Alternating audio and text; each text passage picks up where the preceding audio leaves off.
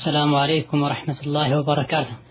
الحمد لله رب العالمين والعاقبة للمتقين ولا عدوان إلا على الظالمين، والصلاة والسلام على النبي الأمين وعلى آله وصحبه أجمعين. أما بعد، ቁጥር 5 ከተማሪዎች የሚመጡ ጥያቄዎችና መልሶቻቸው ፕሮግራም ነው። ዛሬ ከምናያቸው ጥያቄዎች የመጀመሪያው ረመዳን ውስጥ ኢሻ ከመሰገዱ በፊት ልብስ ልገዛ ሱቅ ሄድኩ። ከሱቅ ሳልወጣ ኢሻ አዛን አለ። ልብስ መሸጫ ሱቅ የሚሰገደው እኔ ካለሁበት ሰፈር ከግማሽ ሰዓት በኋላ ነው። እኔም እስከሚሰግዱ ጠብቄ ልብሴን ገዝቼ ሄጄ በሰፈሬ መስጂድ ሰገድኩኝ።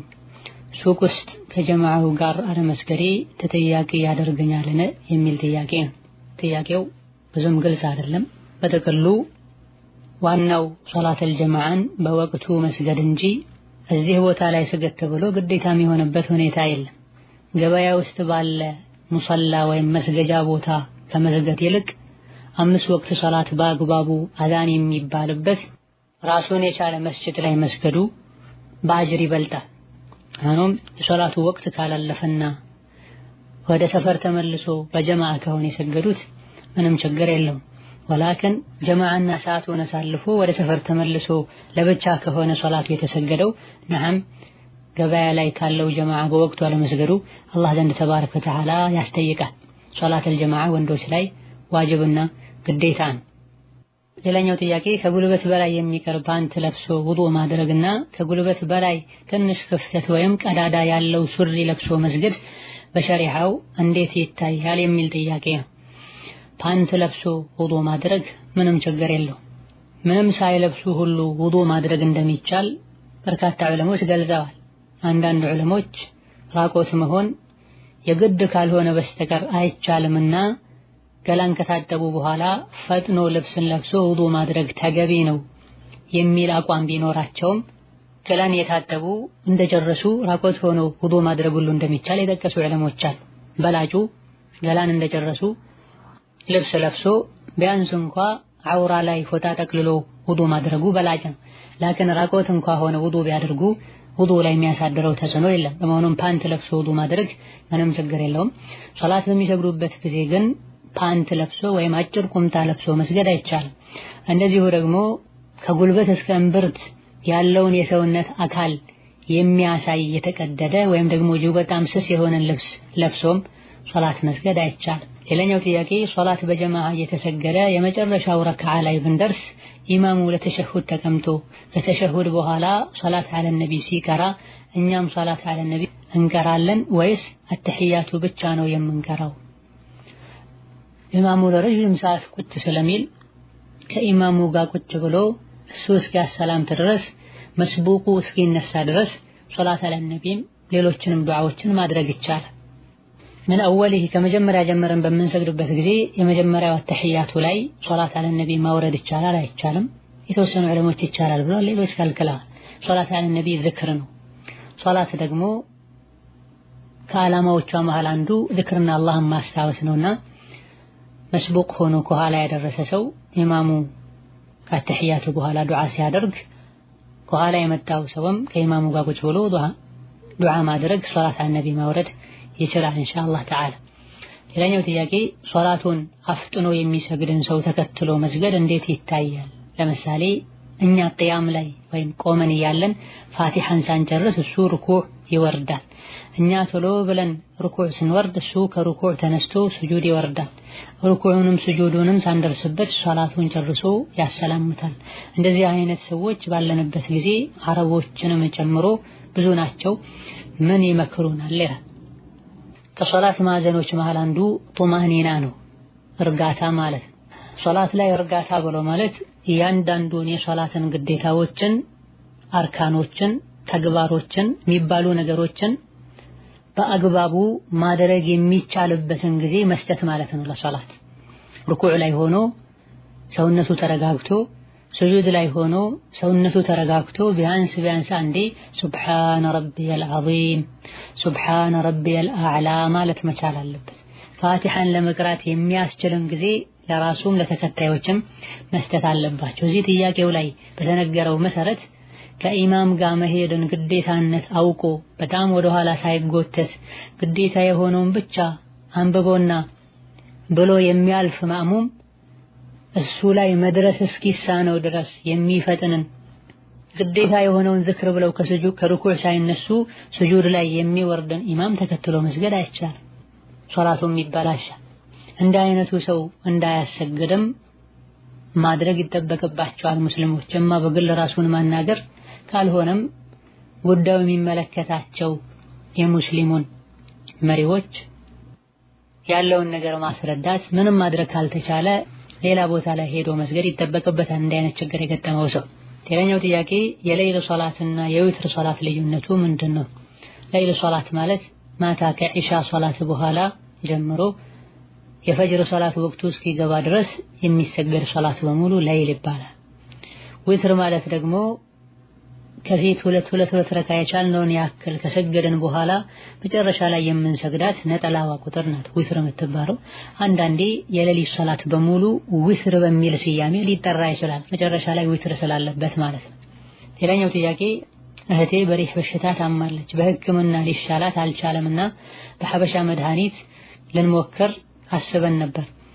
መድኃኒቱ በጠላ ነው የሚወሰደው፣ በሸሪዓ እንዴት ይታያል የሚል ጥያቄ ነው። ነቢያችን አለይሂ ሰላቱ ወሰላም የአላህ ባሮች ሆይ ታከሙ፣ መድኃኒት ውሰዱ፣ በሐራም አትታከሙ ብለዋል። ጠላ ከአስካሪ መጠጦች ይመደባል። ኸምርና አስካሪ መጠጥ በዲናችን ሐራም ነው፣ የተከለከለ ነው። ሆኖም ሌሎች በርካታ መድኃኒቶች አሉ፣ ፈውሶች አሉ። ሌላ አማራጭ መፈለግ እንጂ በጠላ በአስካሪ መጠጥ የተቀመመን መድኃኒት መውሰድ አይቻልም። ሌላኛው ጥያቄ ሀገር ቤት ያለሁኝ አንዲት ከብት በ750 ብር ገዛኋት። ከዛም አንድ ቀን ከከብቶች ጋር የሰው ማሳ ውስጥ ገብታ ባለማሳው እንዳጋጣሚ ሲመታት ገደላት። ከዛም የገዛሁበትን ተቀበልኩት። ይሄ በሸሪዓው እንዴት ይታያል የሚል ጥያቄ። አላህ ተባረከ ወተዓላ የሰዎች ንብረት ላይ ድንበር ማለፍን ሐራም አድርጓል። አጭበርብሮ ገንዘብ መዝረፍና ያለ አግባብ የሰዎችን ሐቅ መውሰድም በዲናችን በጥብቅ የተከለከለ ነው። ያለ አግባብ የሰውን ንብረት ያወደሙ፣ የሰውን ሐቅ የቀሙ ሰዎች ላይም ያጠፉትን ካሳ የመክፈል የመመለስ ግዴታ አላህ ጥሎባቸዋል። በስህተትም እንኳ ቢሆን የሰውን ሐቅ ካጠፉ፣ ንብረቱን ካበላሹ፣ ሐቁን እንዳይጠቀምበት ካደረጉት የመክፈል ግዴታ አለባቸው። ይህ ያበላሹት አልያ ህይወቱን ያጠፉት አልያ ያወደሙት ንብረት በዲኑ የተከበረ ጠብቁት የተባለ እሱን መጠቀም ይቻላል የተባለለት ንብረት ገንዘብ እስከሆነ ድረስ ማለት ነው። ይሄም በዑለሞች ስምምነት የተረጋገጠ ጉዳይ። የሰውን ሐቅ ያለ አግባብ ያለ ባለቤቱ ፍቃድ ያጠፋ ሰው ያወደመ ሰው አውቆ ከሆነ ያደረገው ወንጀለኛ ነው።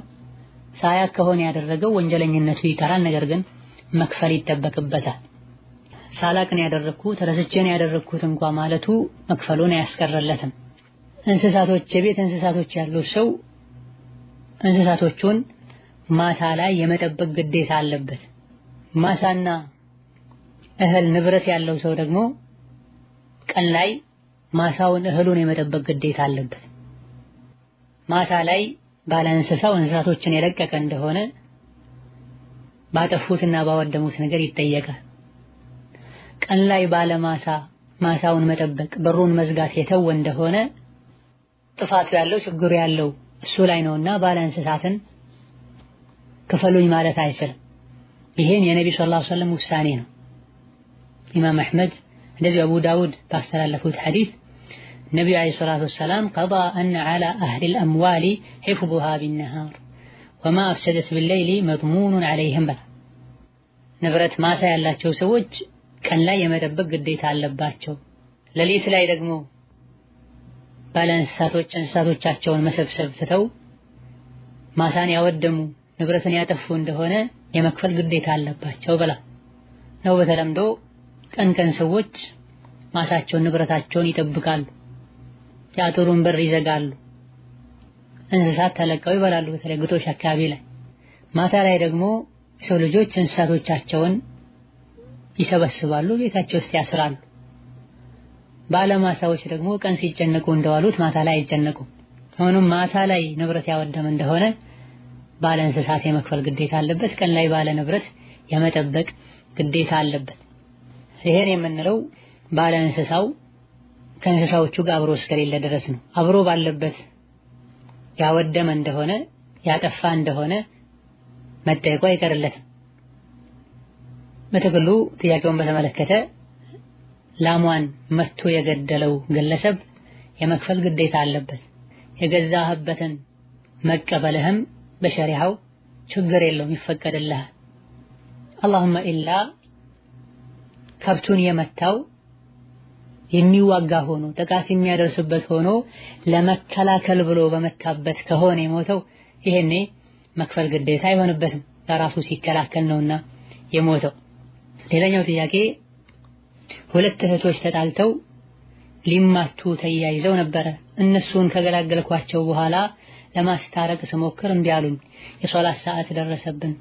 ወላሂ ታርቃችሁ እንጂ አልሰግድም ስላቸው እምቢ አሉኝ። እኔ ሰገድኩኝ። በመማሌ ከፋራ አለብኝ የሚል ጥያቄ ነው። ናም አንድ ነገር እንዲህ ካላደረክ ወላሂ እንዲህ አላደርግም ብሎ የማለ ሰው አድርግ ተብሎ የተማለበት ሰው አላደርግም ካለና መሐል ላይ የማለበትን ነገር ካላሳካ የማለው አካል ከፋራ የማውጣት ግዴታ አለበት። ወላሂ ታርቃችሁ እንጂ አልሰግድም ተብሎ የተጣሉት አልታረቅ ብለው የማለው ሰው ከሰገደ ከፋራ የማውጣት ግዴታ አለበት።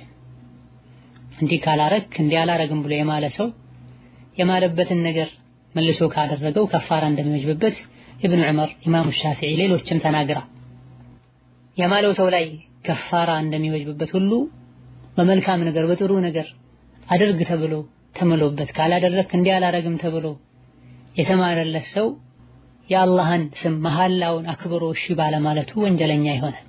በራ ኢብኑ ዓዝብ ረዲየላሁ ዐንሁ ወአርዳ ኢማም አልቡኻሪና ሙስሊም ባስተላለፉት ሐዲስ ላይ ነብዩ 7 ነገሮችን አዘውናል፣ 7 ነገሮችን ከልክለውናል ብለው ነብዩ ሰለላሁ ዐለይሂ ወሰለም ካዘዟቸው ነገሮች መሃል አንዱን ወኢብራር አልሙቅሲም ይላል።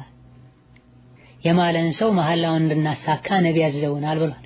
ወላሂ ታርቃችሁ እንጂ አልሰግድም ብሎ ከማለ ፊት ለፊት ያሉ ሰዎች ሙስሊሞች ከሆኑ የማለውን ሰው መሐላ እንዲያሳኩ ነብዩ አዘዋቸዋል። አይ ካሉ ወንጀለኛ ይሆናሉ። የማለው ሰው ካሳፈሩትና ችግሩን ካልፈቱ ከፋራ ይወጅብበታል። ከፋራውም 10 ምስኪን ማብላት ወይም 10 ምስኪን መካከለኛ ልብስ ማልበስ፣ ሶላት መስገድ የሚቻልበት ወይም አንድ ባሪያ ነፃ ማውጣት። ከነዚህ ማለተኛውንም ካልቻሉ 3 ቀን መጾም ነው። ብዙ ሰዎች ወዲያውኑ የሚሄዱት ወደ መጾም ነው። ከላይ የተጠቀሱትን አንዳቸውን ማድረግ ካልተቻለ ወደ ጾም የሚካሄድ። ሌላኛው ጥያቄ አባቴን ያማዋል፣ መታከሚያ ብር ስልክለት ሻል ሲለው ጫት ይቀምበታል።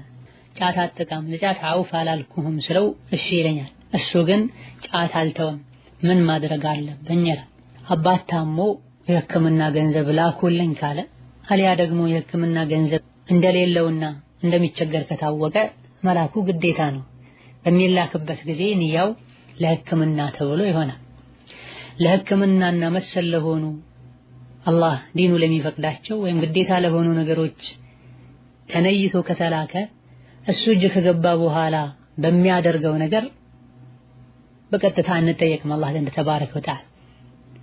እነማ እንካ ጫት ብላበት እንካ ሲጋራ ጭስበት ተብሎ ቢላክ አሊያ ደግሞ ለሁለቱም ለሐላሉም ለሐራሙም ተብሎ ቢላክ ይሄኔ መጠየቅ ይኖራል። ሆኖም በተቻለ ያክል ጥንቃቄ ማድረግ ወጪ አድርጎ ከዛ በኋላ ያወጣውን ያክል ወጪ እንዲጠይቅ ማድረግ፣ ብዙ የአባትነትን ክብር በማይነካ መልኩ በሌላ ቤተሰብ በኩል ልኮ ለሐላሉ ብቻ ወጪ እንዲያደርጉ ማድረግ፣ ወደ ሐራም የሚሄድበትን መንገድ ለማጥበቅ ጥረት ማድረግ ነው። ሳይታመሙ አሞኛል ብለው ሳይቸገሩ ቸግሮኛል ብለው እየተቀበሉ ጫት የሚበሉበት መሰል የሆኑ ሐራም ነገሮች የሚያደርጉበት ከሆነ መላኩ ይከለከላል። ሌላኛው ጥያቄ የካፍርን ስጋ መብላት እንዴት ይታያል? ካፍር ሀዲያ የሰጡትን ልብስ መልበስና እሱን ለብሶ ሶላት መስገድ ይቻላል የሚል ጥያቄ። የካፊርን ስጋ መብላት አይቻልም። اللهم ኢላ ካፊር የሚለው አይሁድና ክርስቲያን ሆኖ ሲያርዱ ከአላህ ውጪ ያለን ስም ካላነሱበት ከአላህ ውጪ ላለ አካል ማረድ አይቻልም ብለው የሚያምኑ ከሆነ የአይሁድና የክርስቲያንን ብቻ መብላት ይቻላል። ወላኪን ባለንበት ጊዜ ሲያርዱም በስመ አብ በወልድ በመንፈስ ቅዱስ ብለው ነው የሚያርዱት። ከአላህ ውጪ ላለ አካልም ማረድ ይቻላል ብለው ያምናሉ። ካለው ሁሉ ካፊር ተመርቶ የክርስቲያንና የአይሁድ ስጋን መብላት ይቻላል የተባለው በዲናችን ኢብኑ ከቲርና ሌሎችም እንደጠቀሱት በመሰረቱ የአይሁድና የክርስትና እምነት ከአላህ ውጪ ላለ አካል ማረድ አይቻልም ብሎ ስለሚያመን ሲያርዱ ከአላህ ውጪ ያለን አካል ስም ስለማይጠሩ ነበር። ያሁኖቹ በግልጽ እንደሚታየውና እንደሚሰማው ለገብርኤል፣ ለሚካኤል፣ ለመድኃኔዓለም ብለው ያርዳሉ። ሲያርዱም ደግሞ የተለያዩ አማልክቶቻቸውን ስም ጠርተው ነውና ያርዱት። አይበላም፣ ጥንቃቄ ይደረጋል። ብዙ ጊዜ ይሄ ጥያቄ ይደጋገማል። ሰዎች እንደዚሁ ስራ ለመፍታትና ስራ ለማስፈታት ፈልገው እንጂ አብዛኛውን ጊዜ የሚበሉትን ስጋ አጥተው አይደለም ይሄን ጥያቄ የሚጠይቁት። ሰው ከተቸገረና የሚበላውን ካጣ ሳይታረድ የሞተን ሁሉ ይበላል።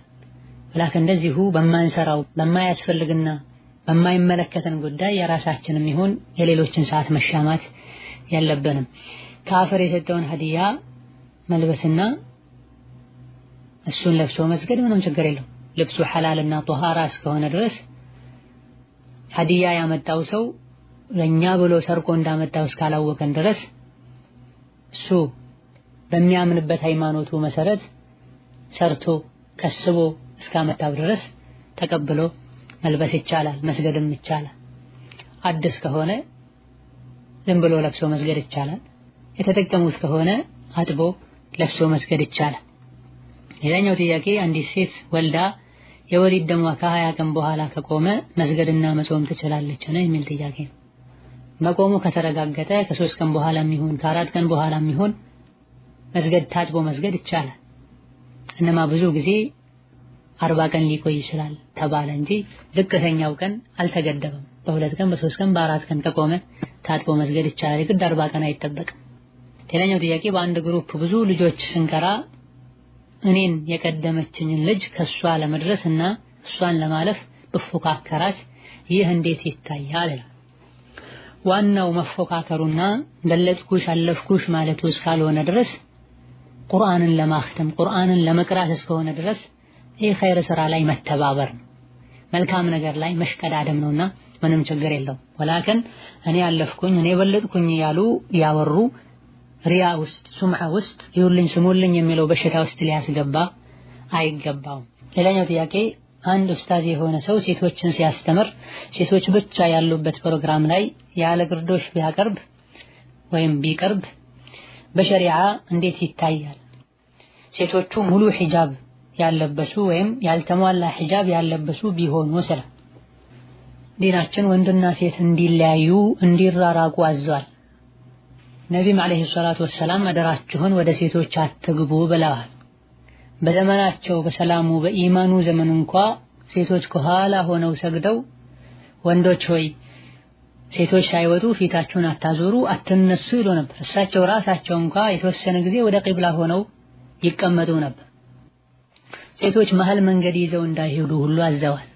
ليس لكن وسط الطريق عليكن بحافاته بلا ሴቶቹ ለእናንተ የመንገዱ መሃል አልተፈቀደላችሁ ዳርና ዳር ጥግና ጥግ ይዛችሁ ሄዶ በላ እክትላጥ በዲናችን የተከለከለ ነው። ወንድና ሴት መቀላቀል ከወንድና ሴት መቀላቀል አንዱ ሴቶች ያሉበት ክፍል ላይ ወይ አዳራሽ ላይ አስተማሪ ተብሎ ፊት ለፊት ራቅም ብሎ ይሁን ቀርቦ መቀመጡ መሃል ላይ መጋረጃ ሊኖር ይገባል። አሊያ ደግሞ ሌላ ክፍል ላይ ሆኖ በስፒከር ሊያስተላልፍ ይገባል እንጂ ሴቶች ሙሉ ሒጃብ አድርገውም ይሁን ፊታቸውን ገልጠው ወንድ ልጅ ፊት ለፊታቸው ቁጭ ብሎ ሊያስተምር አይገባም። ፊትናን ያመጣል፣ የተከለከለ ነው።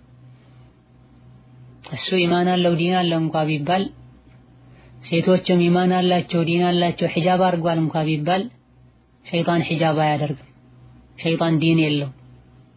ይሄን ባለንበት ጊዜ እየተስፋፋ መጥቷል። እሱ ያስተማረ ነው። ሴቶች የሱን ምንነት እየተማሩ ነው።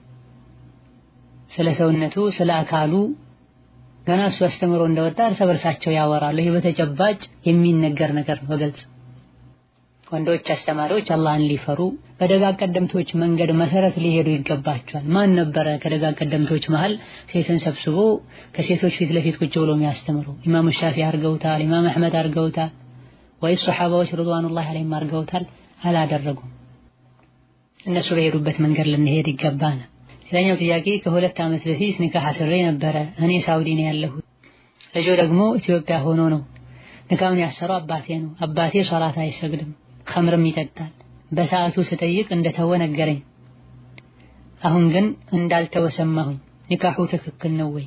ትክክል ካልሆነ አሁን ሀገር ልገባ ስለሆነ ኒካሁን ማደስ ስለፈለኩኝ ነው። ውክልና የአባቴ ልጆች ሶላት ስለማይሰግዱ የእናቴ ልጅ ወንድሜ መውሰድ ይችላል ወይ የሚል ጥያቄ። ሶላትን ሙሉ በሙሉም ይሁን በከፊል ግዴታነቱን ከማወጋም ይሁን ግዴታነቱን አስተባብሮ የተወሰው ይከፍራል።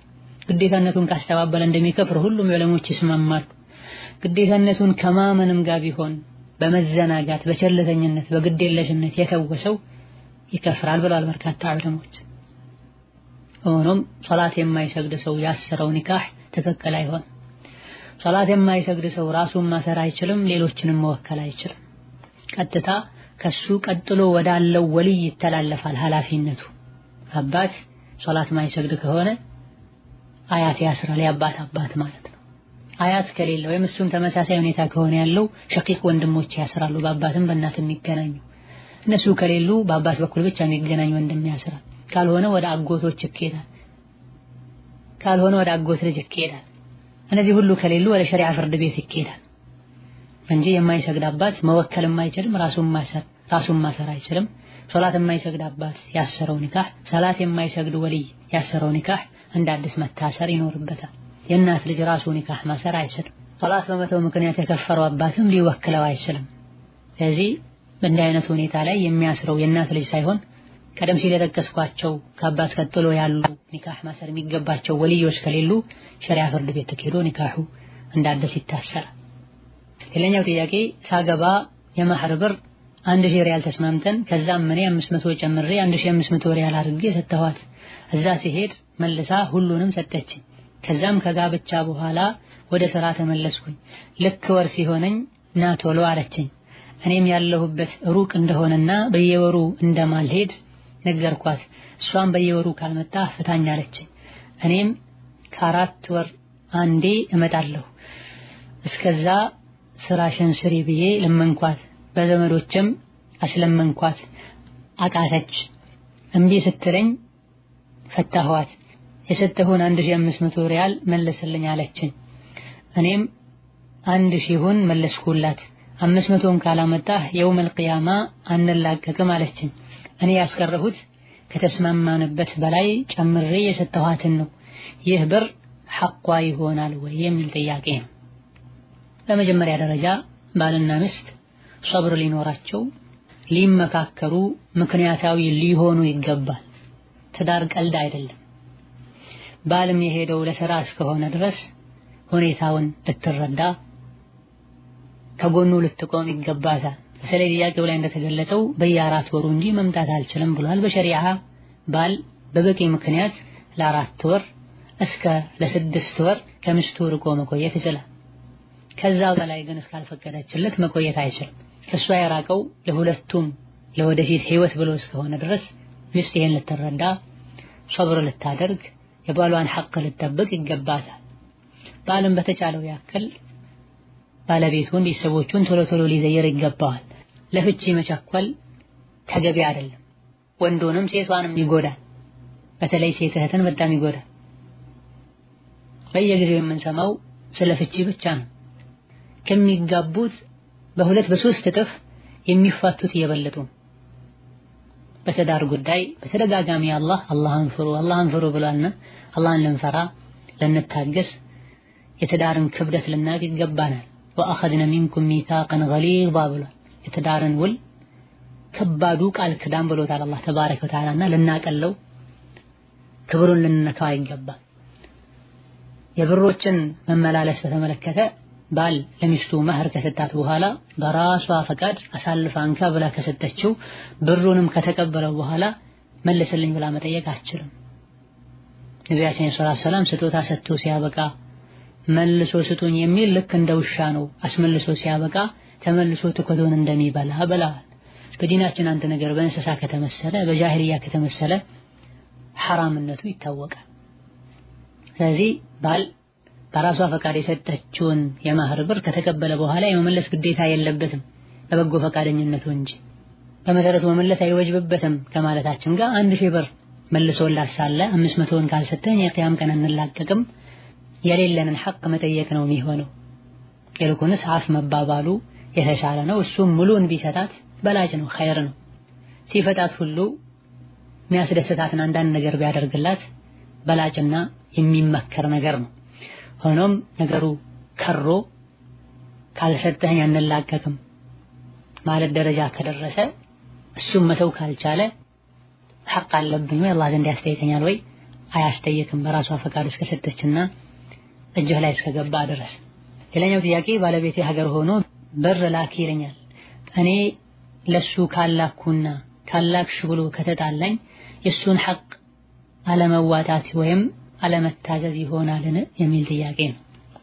ስትጋቡ የሰራሽውን ገንዘብ በሙሉ ትሰጪኛለሽ ወይም የጋራችን ይሆናል የሚል ስምምነት ካላችሁ እንደ አስፈላጊነቱ ሲቸገር እሱ ስጪኝ ካለ አሁን መስጠት ግዴታ ይሆናል። ወላኪን ሲጋቡ እንዲህ አይነት ስምምነት ከሌለ ሴት ልጅ አስተዋይ እስከሆነች ድረስ የራሷን ገንዘብ እንደፈለገች ማድረግ ትችላለች። አባካኝ ካልሆነች ገንዘብ መያዝ አትችልም ካልተባለች ለምን በምን መልኩ ምን ያክል ማውጣት እንዳለባት የምታውቅና ገንዘብ መያዝ የምትችል ሴት ከሆነች የራሷን ገንዘብ እንደፈለገች ማድረግ ትችላለች። ራጅሑ ይሄ ነው።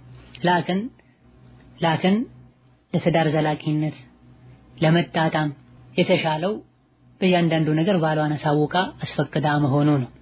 ወላኪን እዚህ ጥያቄው ላይ እንዳለውና በየጊዜው እንደሚሰማው በየቀኑ የሰራሽበትን ብር እኔ ጋር አምጪ መባል የለበትም።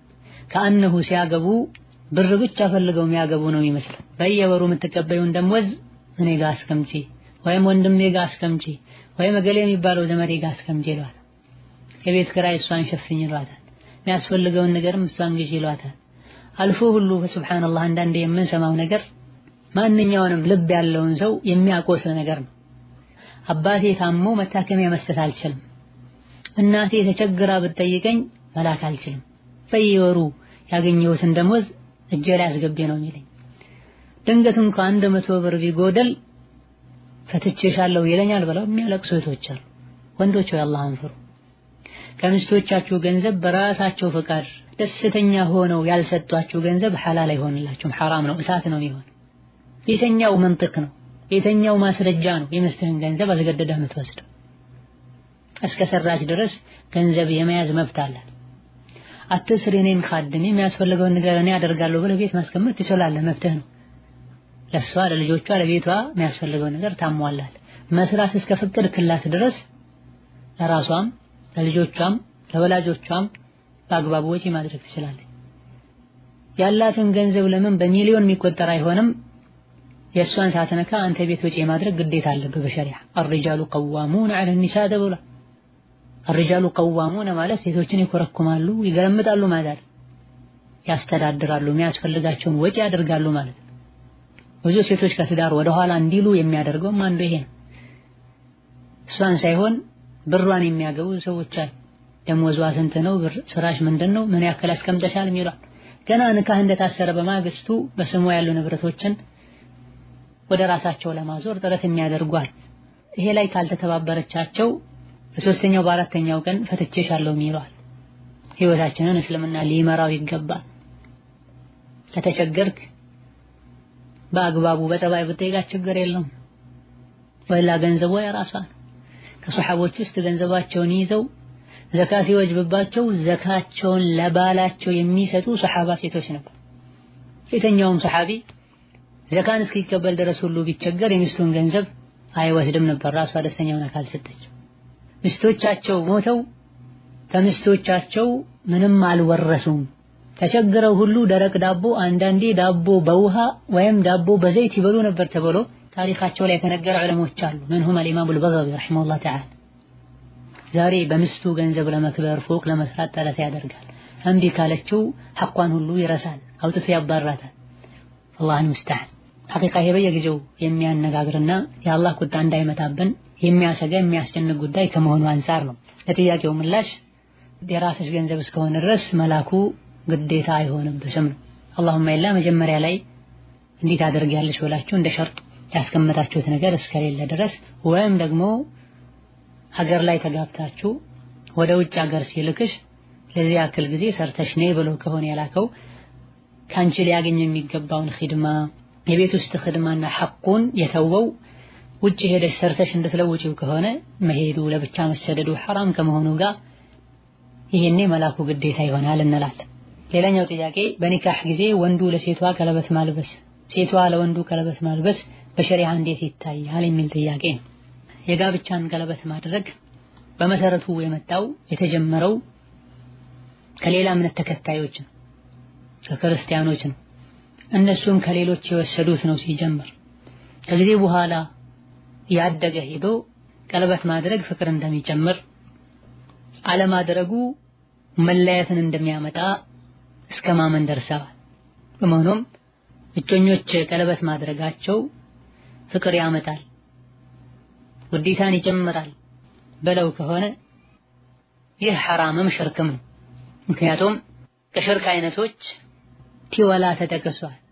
ቲወላ ማለት መስተፋቀር ማለት ፍቅር የሚያመጣን ነገር ማድረግ ማለት ፍቅር ይጨምራል ፍቅር ያመጣል ብሎ አምኖ ማድረጉ ሐራምና ሽርክ ሲሆን እንደዚሁ ዝም ብሎ ማድረጉ ሁሉ የካፍሮች ዓዳና ባህል ነው።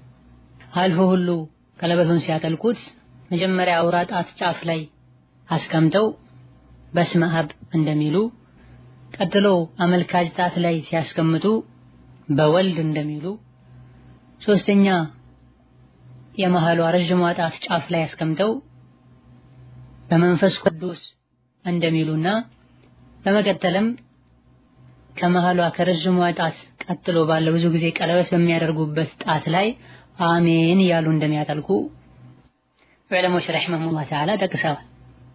ከዚያ መጣጡ አስሉ ከካፍሮች የተወሰደ ነው። በዚህ መሰረትም የሚያደርጉ ሰዎች ብዙ ጊዜ የጋብቻ ቀለበታቸውን ላለማውለቅ ጥረት ያደርጋሉ። ያወለቁ እንደሆነም ይደንቃቸዋል። ትዳራቸው እንደሚፈርስ ፍቅራቸው እንደሚበጠበጥ ያምናሉ። ስንትና ስንት ያጠለቁ አሉ፣ ትዳራቸው ሁሌም እንደተበጠበጠ ነው። ስንትና ስንት ደግሞ ይህን ቀለበት ያላደረጉ አሉ፣ በሰላም በፍቅር ይኖራል። አሁንም ፍቅር ያመጣል፣ ሰላም ያመጣል፣ ውዴታ ይጨምራል ተብሎ ከሆነ የሚደረገው ሽርክ ነው፣ አይቻልም። ዓዳ ነው። እንደዚሁ ዝም ብለን ነው የምናደርገውም ከሆነ የካፍሮች ዓዳ ነው ብሏል ኢብኑ ዑተይሚን፣ ሼኽ አልባኒ፣ ሌሎችም። በላጩ መተው ነው። ነገር ግን ዓዳ ሆኗል፣ ባህል ሆኗል፣ ከእምነት ጋር ምንም ያገናኘው ነገር የለም ተብሎ ከሆነ የሚደረገው አንዳንድ ዑለሞች የፈቀዱበት ሁኔታ አለ። ሆኖም ማድረጉ ካስፈለገ ከሀዲያ ከስጦታዎች ውስጥ ገዝቶ ሰጥቶ ራሷ ብታደርግ እንደዚህ እሷም እንዲህ አይነት ቀለበት ሳይባል እግሬ በሚባለው ጣት አድርጉ ሳይባል ለባሏ ቀለበት ገዝታ ብትሰጥ ምንም ችግር አይኖረውም። ላኪን ብዙ ጊዜ በተለመደው መሰረት የግድ እግሬ የሚባለው ጣት ላይ አርጉት የምታጠልቅለት እሷ መሆን አለባት የተባለ እንደሆነ ከድንጋይ የሚያጋጨው ነገር ስላለ ይከለከላል። አንዳንዴ ገና ኒካህ ሳይታሰር ነው ወንዱ ለሴቷ ሴቷ ለወንዱ የሚያጠልቁት። ወንድ ልጅ የባድን ሴት እጅ መንካት፣ ሴት ልጅ የባድን ወንድ እጅ መንካት ሐራም ነው፣ የተከለከለ ነው። ኒካህ እስካልታሰረ ድረስ ሊነካት ልትነካው አይገባም። ሌላኛው ጥያቄ ያለ ኒካህ የተወለደች ሴት ልጅ ስታገባ ኒካህ የሚያስርላት ማን ነው? ያደገችው ከእናቷ አባት ጋር ነው። ሴት ልጅ ያለ ኒካህ ከሆነ የተወለደችው ኒካህ የሚያስርላት የሙስሊሞች ቃዲ ነው። ኒካሁ ሸሪዓ ፍርድ ቤት ላይ ይታሰራል። ያደገችው ከእናቷ አባትም ጋር ይሁን ከእናቷ ወንድሞችም ጋር ይሁን በእናት በኩል ያሉ ዘመዶች ኒካህ አያስሩ። ሌላኛው ጥያቄ አንዲት የተፈታች ሴት ዒዳዋን ሳትጨርስ ለማግባት መስማማትና መጫወት ትችላለች ወይ? ሳይፈታት በፊት ለስድስት ወር ያክል ተራርቀው ቆይተዋል። ሴት ልጅ አንዴ ከተፈታች ዒዳዋ እስኪያልቅ ድረስ አንድን ወንድ ካንተ ጋር እንጋባለን ብላ መቁረጥና መወሰን አይቻልም። ከባሏ ጋር ረጅም ጊዜ ተለያይተው ቢኖሩም የተለያዩት ቅርብ ጊዜ ቢሆን ዒዳ ሳያልቅ ሌላ ትዳር መመስረት መወሰን አይቻልም። ከባሏ ጋር ቅርብ ጊዜ ተገናኝታለች አልተገናኘችም አይደለም የዒዳ ምስጢር ይሄ ብቻ አይደለም። ዒዳ ብዙ ምስጢሮች አሉት። ዒዳ ደግሞ የቋሚው ጋብቻ አካል ነው። ዒዳው እስካለ ድረስ በባሏ ስር እንዳለች ነው በተወሰነ መልኩም ቢሆን የሚታየው የሚቆጠር። ሌላኛው ጥያቄ ጀናባ ላይ ያለው ፀጉሬን ሳልታጠብ 15 ቀን ሙሉ ሶላት ሰግጃለሁ። ሰው ስጠይቅ 7 ጊዜ ፀጉርሽን ያበስሽ ስገጂ ብለውኝ ነው። አሁን ሐራም መሆኑን ሰማሁ። ምን ማድረግ አለብኝ? ፈትዋ ስንጠይቅ ማንን መጠየቅ እንዳለብን ልናቅ ይገባናል። እንደዚሁ ፊት ለፊታችን ያገኘነውን ሰው ሁሉ ልንጠይቅ አይገባም። ወይም ደግሞ ዋትስአፕ እና ፌስቡክ ላይ ከዛም ከዚህም እየለቃቀሙ ምንጩ ማይታወቅን ነገር ትምህርት ብለው ሚለቁን ሁሉ ወይም ደግሞ የሆነ ያልሆነን መጽሐፍ የሚያነብን ሰው ሁሉ ዕልም አለው እውቀት አለው ብለን ልንጠይቅ አይገባም። ፈስአሉ አህለ ዚክር ነው ሸሪዓው የሚለው። የእውቀት ባልተቤቶችን ጠይቁ ነው የሚለው አላህ ተባረከ ወተዓላ። ያለ እውቀት የሚናገሩም አላህን ሊፈሩ ይገባቸዋል። ባለ ጉዳዮችም ማንን መጠየቅ እንዳለባቸው ቆም ብለው ያስቡ ሊያማክሩ ይገባቸዋል። ጀናባን ሲታጠቡ ትጥበቱ ትክክል ይሆን ዘንድ መሟላት ካለባቸው ሸርጦች መሃል አንዱ ተዕሚሙል በደኒ ቢልማ መላ ሰውነትን ውሃ ማዳረስ፣ ፀጉርን፣ ጥፍሮችን፣ እምብርትን ውሃ አይደርሰውም ተብሎ የሚባል የሰውነት አካልን በሙሉ ጥንቃቄ አድርጎ ውሃ ማዳረስ። ጀናባ ሆኖ ፀጉሩን ሳይታጠብ ሌላ ሰውነቱን ታጥቦ የሰገደ ሰው ወንጀለኛ ነው። እንደገና ገላውን ታጥቦ ሶላቱን ማስተካከል ግዴታ ይሆንበታል። 7 ጊዜ አብሱ የሚባል ነገር አይደለም ያለው። የነብዩ ሰለላሁ ዐለይሂ ወሰለም የጀናባ አስተጣጠብ ላይ የተነገረው 3 ጊዜ ፀጉራቸው ላይ ውሃ ያፈሱ እንደነበረ በዚህም ብቻ ያበቁ እንዳልነበረና ውሃ ያፈሰሱ ጣታቸውን ፀጉራቸው ውስጥ ያስገቡ ያሹ እንደነበረ ተነግሯል። ከሷሃባ ሴቶችም ትጥበትን በተመለከተ ሐዲሶች ተነግረዋል። ፀጉሯን መፍታት ይጠበቅባታል ወይስ አይጠበቅባትም? ዑለሞች በሕት አድርገዋል። የምትታጠበው ከወር አበባ ደም ከወሊድ ደም ጠርታ ከሆነ ፀጉሯን ፈታ መታጠብ ይወጅብባታል። የምትታጠበው ለጀናባ ከሆነ የጊዜው መፍታቱ ስለሚከብድ በደንብ ውሃ ያፈሰሰች ያሸችው ፀጉሯ ውስጥ እንዲገባ አድርጋ ሳትፈታም ቢሆን መታጠብ ትችላለች። በላጩ ግን ካልከበደ መፍታቱ። ፀጉሬን በየጊዜው ያስተኮስኩኝ ይቸገራለሁ፣ ፀጉሬ ይጎዳል ኢላ ገይሪ ዛሊክ እያሉ ፀጉራቸውን ሳይታጠቡ ከአንገት በታች ብቻ የሚታጠቡ ሰዎች አሉ። አላህን ሊፈሩ ይገባቸዋል። ተውበት ሊያደርጉ ይገባቸዋል። አልመህም ሙሉ ሰውነትን ሳይታጠቡ አንገት በታች ብቻ ታጥበው የሰገዱትን ሶላት ቀባ ማውጣት ግዴታ ነው። ወላሁ ተዓላ አለም። ሌላው ጥያቄ ባለ ሚስቱ በጽሁፍ 3 ጊዜ ፈትቼሻለሁ ቢላት ፍቹ ይሰድካል ወይ ምን ጥያቄ ነው? እንዲህ አይነት ከኒካህ ጋር የተያዙ ጥያቄዎች ሰፊ ማብራሪያ ከፈትዋው በፊትም ከባለ ጉዳዩ የተለያዩ መረጃዎች ስለሚያስፈልጉ በአካል ቀርቦ ወይም ቀጥታ ተደውሎ እንጂ ፈትዋ አይሰጥበትም። ሌላኛው ጥያቄ የሆነ ልጅ ጋር ለትዳር የሆነኛል ብዬ በማሰብ ቃል ገብቼለት ነበረ። በስልክ አወራው ነበር፣ ፎቶም ልኬለታለሁ፣ በቪዲዮም እናወራለን፣ ድምጼንም እየተቀዳሁ ልክለት ነበር። አሁን ልጁን አልፈለኩትም፣ ቃሌን በማፍረሴ ወንጀለኛ እሆናለሁን? ፎቶ መላኬስ ሐራም ይሆንብኛል ወይ የሚል ጥያቄ። ነዓም ላ ሸክ አጅነቢ ወንድን ንካህ ሳይኖር ማውራቱ፣ ማየቱ፣ ፎቶ መላኩ፣ ቪዲዮ ኮል መደዋሉ ይህ ሁሉ ሐራምና ወንጀል ነው። ነቢያችን አለይሂ ሰላቱ ወሰላም አይነ ዝሙት ትሰራለች፣ የአይነ ዝሙት ማይፈቀድላትን ሰው ማየት ነው። እጅም ዝሙት ትሰራለች፣ ማይፈቀድላትን ሰው የእጅ ዝሙት ማይፈቀድላትን ሰው መንካቷ መዳበሷ ነው። ጆሮም ዝሙት ይሰራል፣ ማይፈቀድለትን ሰው ንግግር መስማቱ ነው። ለገይር ዛሊክ ብላ ለጋብቻ መተጫጨትና መተሳሰብ ማለትና ኒካህ ማሰር ሚስት መሆኑ ሁለቱ ይለያያል። ሁለቱ ቢስማሙ ቤተሰብ ቢስማማ እሺ እንሰጣቸዋለን እንኳ ቢባል ለሰርግ ቀጠሮ እንኳ ቢያዝ ሁለት ምስክሮች ቁጭ ብለው የሚያገባው ሰው ፊት ለፊት ተቀምጦ የሴቷ ወልይ በአካል ተገኝቶ አሊያ ሰው ወክሎ እገሊትን ልጄን ለህከሌ በእንዲህ ያክል መህር በነገሌ ምስክርነት ድር ያለው እስካልተባለ ድረስ እዚህ ላይ በተባለው መሰረት ፎቶ መላላክ፣ በቪዲዮ መተያየት፣ ድምጽ እየቀዱ መላክ ሐራምና ወንጀል ነው። በወንጀል የተጀመረ ትዳር ዘለቄታ አይኖረውም፣ ጥፍጥናም አይኖረውም። ወጣቱ አላህን ሊፈራ ይገባዋል። አንዲትን ሴት ለትዳር ካሰባት ትሆነኛለች ካለ ቤተሰብን ሊያሳውቅ ከፈቀዱ እሺ ካሉ ፈጥኖ ኒካህ ሊያስር ይገባዋል። ለኒካህ ብቻ ለትዳር ብቻ ወደፊት ስለሚተሳሰቡ በየቀኑ እየደወሉ ማውራት ፎቶ መላላክ አይቻልም፣ ወንጀል ነው። ይሄን የሰራ ሰው መተውበት ይጠበቅበታል። በዚህ መልኩ ለትዳር መጀናጀን የጀመሩ ሰዎች ብዙ ጊዜ ፍጻሜያቸው አያምር፣ ወዲያውኑ ይሰለቻቻሉ። አመል መለቃቀም ይመጣል፣ ደካማ ጎንን ማወቅ ይመጣል። አላህን ያስቆጣ ሰው ሐያቱ ብዙ ጊዜ ያማረ የሰመረ አይሆንም። እዚህ ጥያቄው ላይ እንደተጠቀሰው ከሌሎችም ብዙ እንደምንሰማው ወዲያውኑ ይጣላሉ። መሄድ የሌለባቸውን ያክል ከሄዱ በኋላ ምስጢራቸውን ካወጡ በኋላ የሀገር ፎቶ ትልክለታለች። ኋላ ላይ ስለሱ መጥፎ ነገር ስታቅ አልፈልግም ብትለው ፎቶሽን እንዲያረጋለው ኢላ ገይሪ ዛሊክ ብሎ ይዘትባታል። ትክክለኛው መንገድ ኢማኑን ዲኑን ከወደደ ወይም ከወደደች ቤተሰብ ጋር ሽማግሌ መላክ ነው። እሺ ብሎ ከተቀበሉ ኒካህ ማሰር ነው። ወዲያውኑ ማሰር ካልተቻለ ኒካህ እስኪታሰር ድረስ ዝም ብሎ ተራርቆ መቆየት። ቃልን ማፍረስ በተመለከተ ሲጀምርም ሴት ልጅ ቤተሰቧን ሳታሳውቅ ቃል መግባት አትችልም። አዲስ የመጣ ፈጠራ ነው፣ የምዕራባውያን ሱና ነው። ሴት ወንድ ጓደኛ ወንድ ሴት ጓደኛ መያዝና ቃል ገብቻለሁ ኢላ ገይሪ ዛሊክ ብሎ ማውራት። ሴት ልጅ ወልየል አምር ኃላፊ ያስፈልጋት ለትዳር የሚጠይቃትን ሰው ምንነት ያጠናላት ዘንድ ነው፣ ይሆናል አይሆንም ይል ዘንድ ነው። ወንዱም መጠየቅ ያለበት ቤተሰቧን ነው። ቀጥታም ከቢጠይቋት ቤተሰቤን አናግር ማለት አለባት። ቤተሰብ አናግሮ እንኳን እሺ ብለውት ኒካህ እስካልታሰረ ድረስ በቂ ምክንያት ካላቸው ቃላቸውን ማፍረስ ምንም ችግር የለም። በቂ ምክንያት እንኳን ባይኖራቸው ኒካህ እስካልታሰረ ድረስ ማፍረስ ይችላል፣ የተጠላ ነው እንጂ። አማ ሴቷ ከሆነ ቃል የገባችው መጥፎ ነገር ከገጠማት ከሰው መጥፎ ነገር ካየች አልያ ቤተሰብ አይሆንም ካላት በተተው ችግር የለውም። ሌላኛው ጥያቄ አንድ ሰው ዝሙት ሐራም መሆኑን ያወቀ ከሰራ ተዘዝቶ ከተመለሰ ከፋራ አለበት? እኔም ከፋራው መተውበት ነው፣ አላህን ምህረት መጠየቅ ነው። ከከባድ ወንጀሎች መሃል አንዱ ዚና ነው። ሐራምነቱን ያወቁ ቀድሞ በሩን ከፋፍቶና ነካክቶ ተጠጋግቶ የሚሰሩት ሲሆን ደግሞ የከፋ። ሙስሊም እንዴት ብሎ ዝሙት ይሰራል?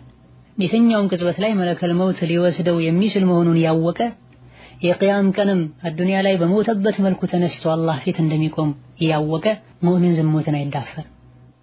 ሆኖም የሰው ልጅ ከተሳሳተ ፈጥኖ ከተመለሰ ጌታውን ምህረት ከጠየቀ አላህ እንደሚምር ነግሮናል። ወኢኒ ለገፋሩን ሊመን ታበ ወአመነ ወዐሚለ ሷሊሐን ثم اهتدى ብሎ ከፋራው ከልብ ጸጽቶ ወደ አላህ መመለስ፣ ለምን ሰራሁኝ ብሎ መነደም መቆጨት፣ ሁለተኛ አላደርግም ብሎ ለአላህ ቃል መግባትና ثم اهتدى ከዛ በኋላ መልካም ስራ ላይ ኸይር ስራ ላይ መበርታት። ሌላኛው ጥያቄ ለትዳር ካሰብነው ሰው ጋር በቪዲዮ መታየት ይቻላልን? ሐራም ያልሆኑ ወሬዎችንስ ማውራት እንችላለን? የሚል ለትዳር ያሰቡት ሰው አጅነቢ ነው። ከአጅነቢ ጋር ፎቶ መላላክ፣ ቪዲዮ መታየት ሐራምና የተከለከለ ነው። ምንም ምክንያት የሌለውን ወሬ ዓላማ የሌለውን ወሬ ማውራትም ክልክል ነው። ወንድ ሴትን ማናገር ያለበት አስፈላጊ ሆኖ ሲገኝ ለሐጃ ብቻ። መሰረታዊ የሚባሉ ስለ ወደፊት ህይወታቸው የሚናገሯቸው ነገሮች ካሉ ከሴቷ አጠገብ እህቷ ወይም እናቷ የሆነ ሰው ቁጭ ብሎ አላህን ሳይፈሩ ድንበር ሳያልፉ መሰረታዊ ነገሮችን አንስተው ቢነጋገሩ ችግር አይኖረው። ይሄም በአካል መሆን ካልቻለም በቤተሰብ በኩል ሐሳብ መለዋወጥ ካልቻሉ ነው። መሃል ላይ ታማኝ የሆነን ሰው አግኝተው ሐሳቡን ማመላለስ ካልቻሉ እንጂ በየሳምንቱ እሁድ ወይም ጁሙዓ እጮኛዬ ጋር ልደውል ተብሎ ስልክ ሰዓት ማቃጠል፣ ወሬ ማብዛት ቀልብ ያደርጋል። የጆሮ የምላስ የእጅ ዝሙት ይሆናል። ኒካህ እስካልታሰረ ድረስ ሁለቱም አጅነቢ ናቸው። هذا والله تعالى أعلم وصلى الله وسلم وبارك على عبده ورسوله محمد وبالله التوفيق. السلام عليكم ورحمة الله وبركاته.